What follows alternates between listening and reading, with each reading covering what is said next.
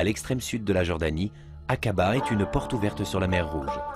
La ville est petite et les vestiges du passé ont disparu, mais la douceur de son climat hivernal et son emplacement en bordure du Golfe en font une étape obligée pour l'industrie du pays et une halte prisée des Jordaniens et des étrangers.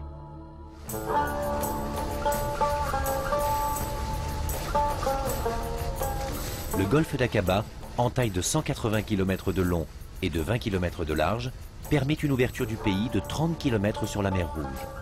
Le golfe joue un rôle clé dans l'économie jordanienne. L'agglomération est consacrée essentiellement aux échanges commerciaux. 23 quais et 3 terminaux sont capables d'assurer un transit de 40 millions de tonnes de marchandises par an.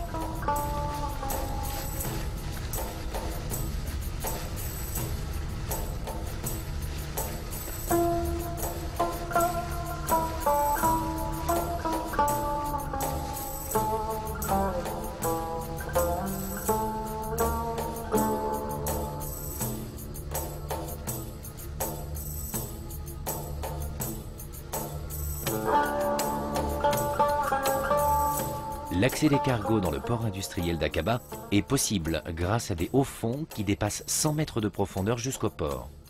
Le plancher océanique atteint parfois 1000 mètres de profondeur et les énormes tankers peuvent circuler sans être inquiétés par les récifs.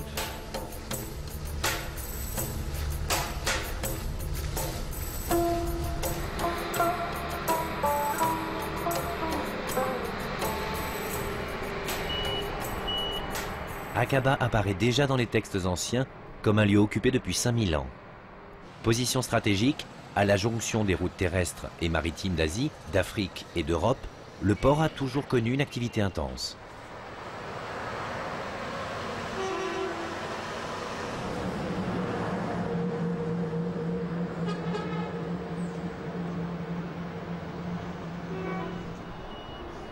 Unique port de Jordanie, Aqaba connaît depuis les années 50 un développement exceptionnel.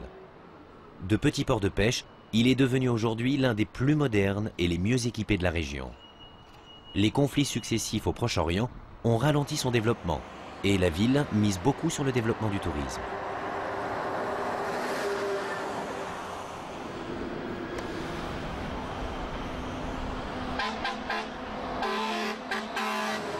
À défaut de posséder du pétrole, la Jordanie est le deuxième exportateur de phosphate. Depuis l'importante opération de privatisation du début des années 90, en particulier dans les secteurs du tourisme et du transport, l'industrie s'est réduite à un petit secteur privé assez dynamique.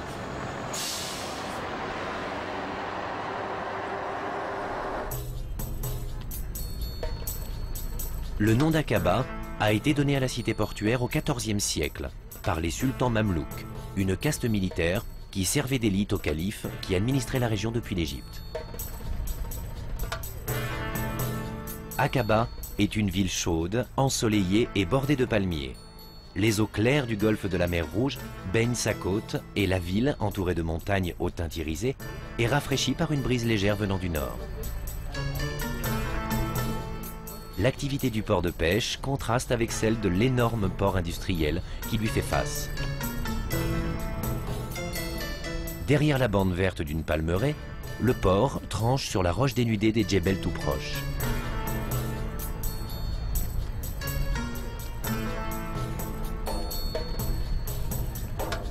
Les pêcheurs, peu nombreux, partent avant le lever du soleil et rentrent avant midi pour pouvoir vendre aux commerçants de la ville le fruit de leur labeur. Posés sur le ciment, de gros thons se marchandent âprement, tandis que l'après-midi, l'activité se fait plus paisible avec l'entretien et la réfection des bateaux.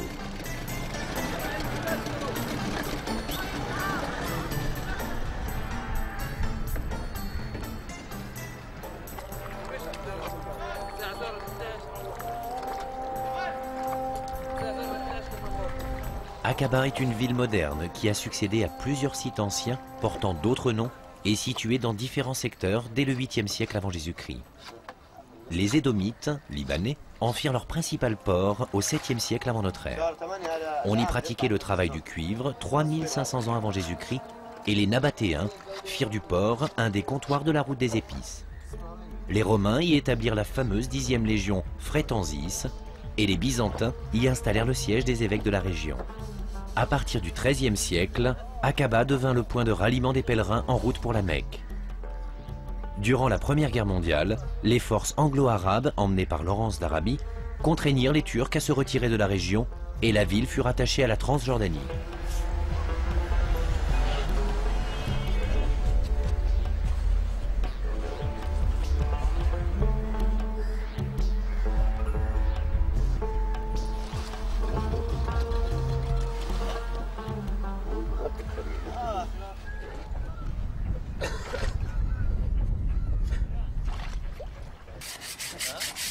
الشغل اللي بقلب رب دمش وقف شوف حط يدك تحس عليها ناعمة.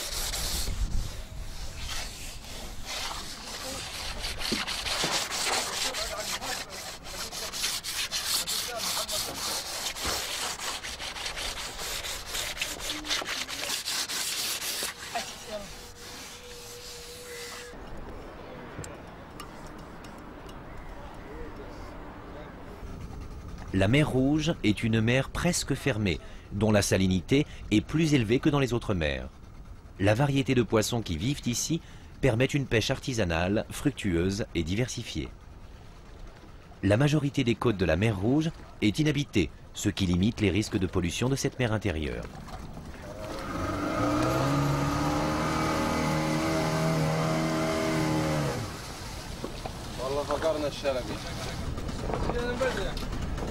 هذه مكانة كبيرة. لا بنروح في واحد حول على القنابل نروح على القنابل. عندهم هم بيصيدوا زينا هيك يا أخي.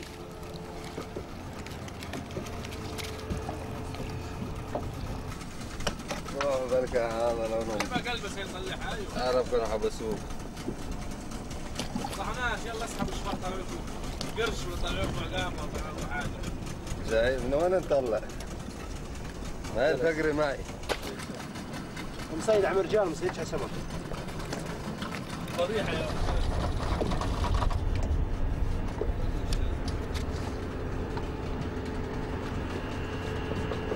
ايوه سلم سلم. تعرف تسلك؟ لا لا لا.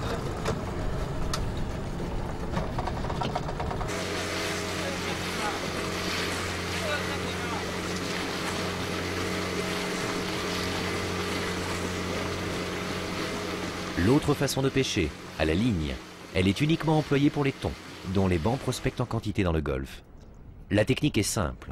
Les pêcheurs appâtent les poissons en jetant des poignées de friture préalablement prises. L'attente n'est pas longue pour sentir une proie au bout du fil.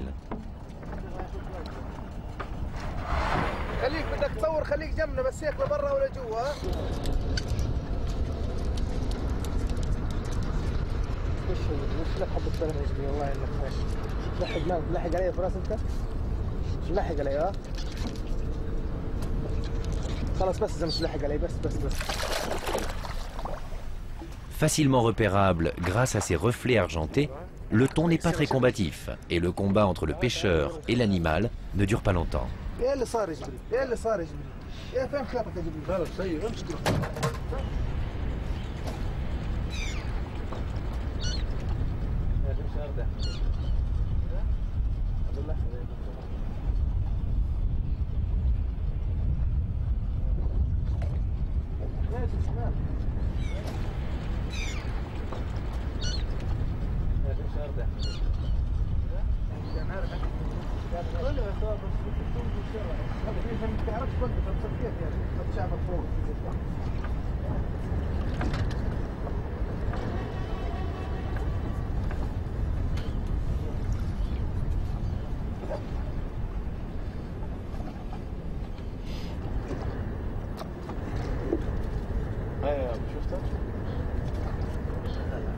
سجل عندك جبرين ضاع.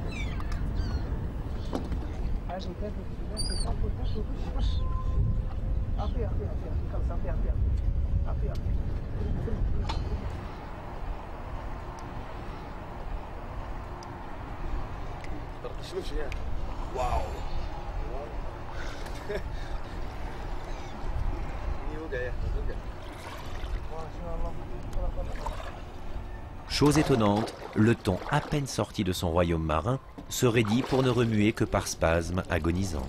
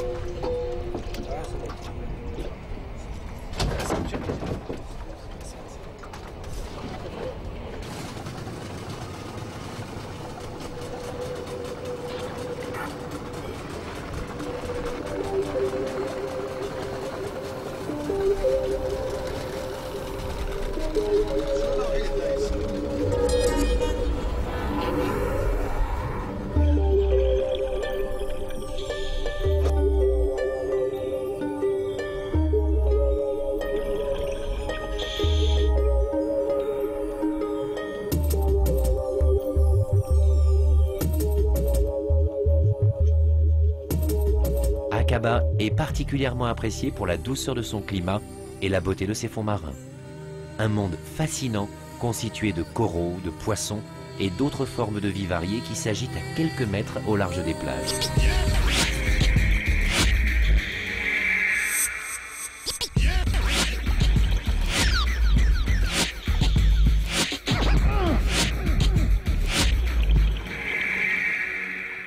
La faune aquatique multicolore, en particulier les fantastiques bancs de coraux, fait d'Aqaba une étape internationale pour les amateurs de plongée. Nombreux sont ceux qui s'y rendent uniquement pour s'immerger dans son exceptionnel décor sous-marin. Tout son littoral propose des fonds captivants à faible profondeur.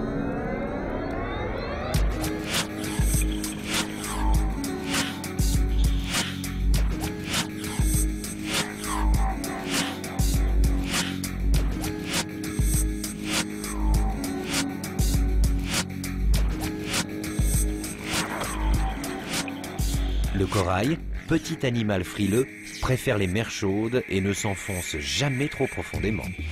Grégaire, il se fixe en colonie sur les rochers à proximité des côtes pour former des récifs qui elles-mêmes forment des barrières par accumulation des squelettes. Il en existe une variété infinie dont les couleurs exquises s'évanouissent hors de l'eau.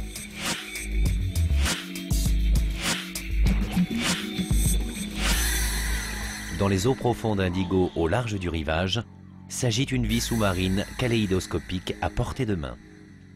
Les récifs d'Aqaba sont sains et abritent une variété incalculable de corail et de poissons.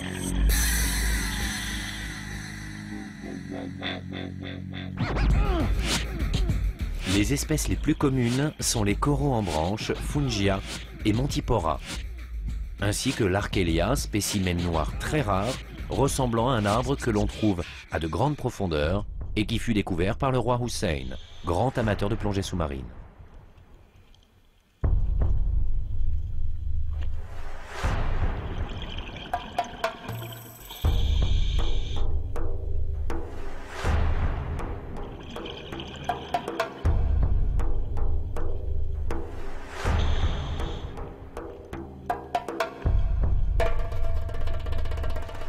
Déjà menacés par la pollution industrielle, les bancs de coraux sont surveillés, car ils représentent un avenir pour l'écotourisme.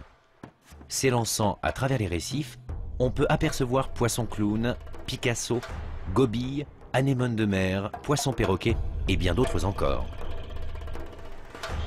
La mer Rouge semble devoir son nom à la prolifération très épisodique d'une algue qui vire au rouge lorsqu'elle meurt.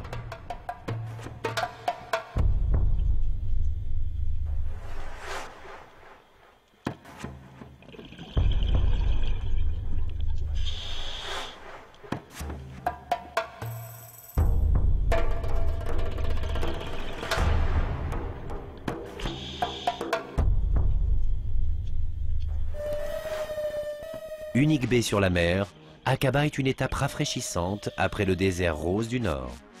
Ses plages et ses barrières de coraux sont les plus anciennes de la mer Rouge et les Jordaniens espèrent les préserver au moyen d'une planification attentive.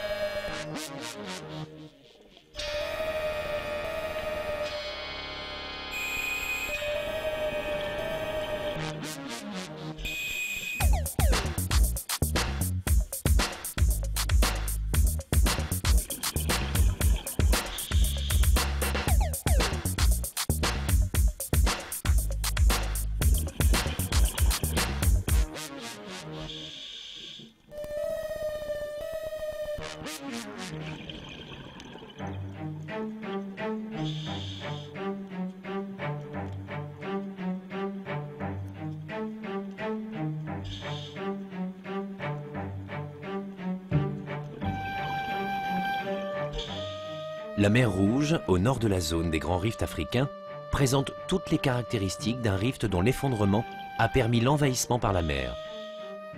Véritable déchirure de l'écorce terrestre, la mer Rouge, après être passée par le stade de rift-vallée, a continué à être soumise à des distensions par écartement des blocs qui l'encadraient. Le rift s'est totalement fragmenté et du matériel venu des profondeurs colmata les fissures. La zone centrale de la mer Rouge est actuellement entièrement formée de roches basaltiques venues des profondeurs. La tectonique des plaques est également à l'origine de fossés d'effondrement en Jordanie qui donnèrent naissance notamment à la mer Morte.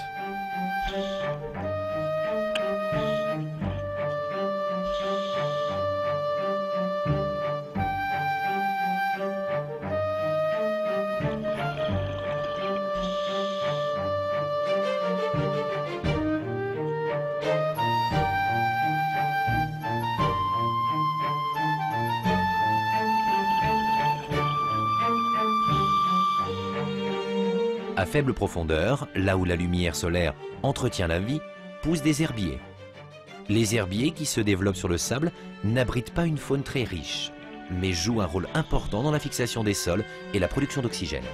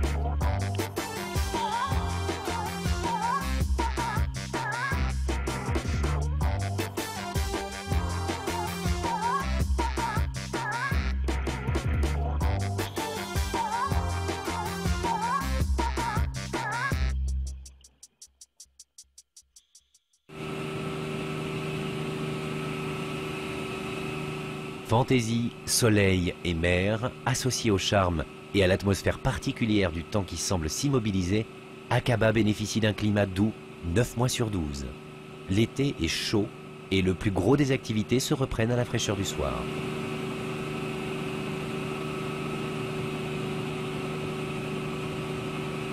Jusqu'en 1975, le bord de mer d'Aqaba était de longues bandes de terrain public.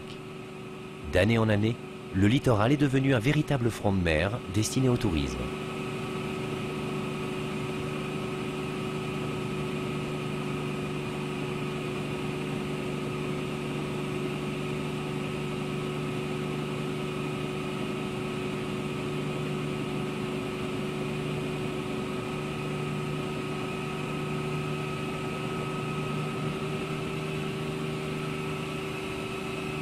Au nord d'Aqaba, cette étendue désertique, qui fut un océan, prisée des photographes de mode et des cinéastes, est l'autre point d'orgue d'un voyage en Jordanie. Le Wadi Rum est un lieu quelque peu mythique où le souvenir de Laurence d'Arabie croise celui des Nabatéens.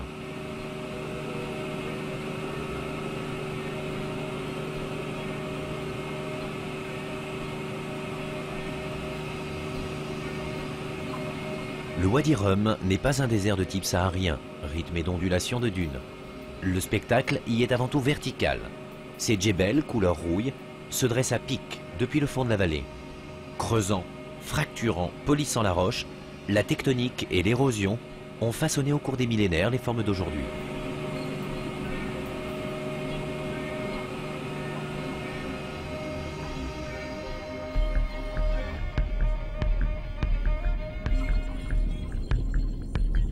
Jaillissant de terre, d'importantes formes rocheuses s'élèvent jusqu'à des hauteurs dépassant 1500 mètres au-dessus du désert.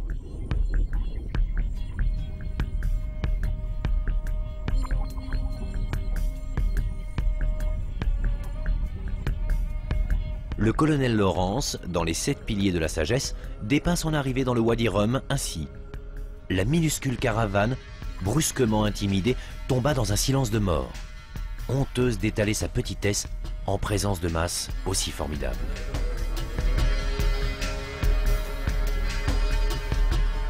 Vaste et retentissant, il s'agit du paysage désertique le plus étendu et le plus majestueux de Jordanie.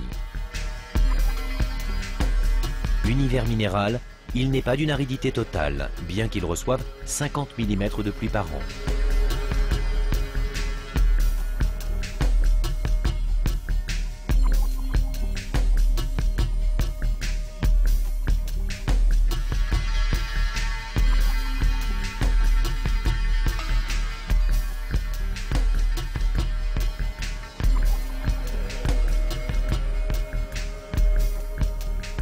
Au pied d'un massif gréseux s'ouvre une faille étroite.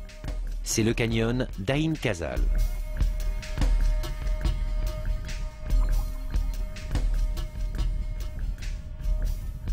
Il faut grimper sur un petit surplomb pour voir sur les parois de part et d'autre de cette gorge étroite des graffitis et des gravures de mains, de pieds d'animaux et de personnages datant des Nabatéens.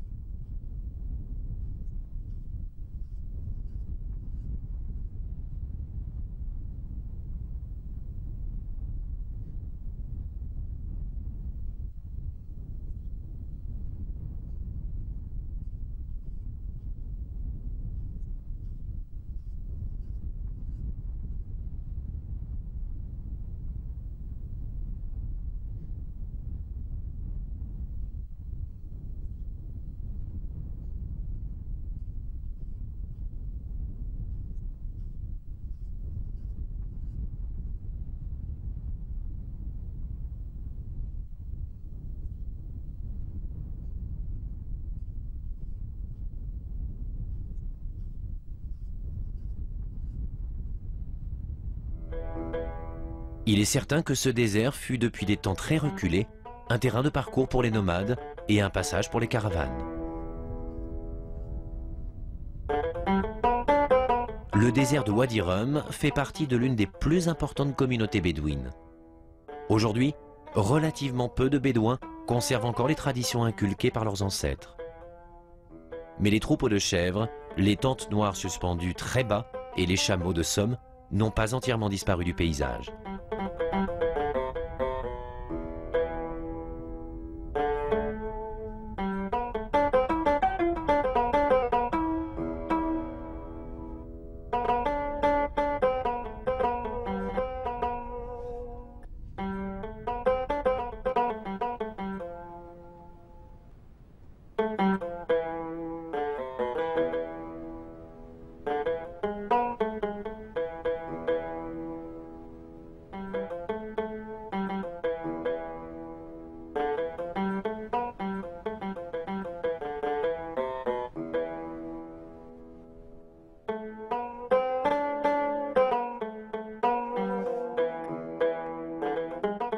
À la fin des années 80, 510 km² ont été classés réserves naturelles afin de protéger le patrimoine biologique et paysager.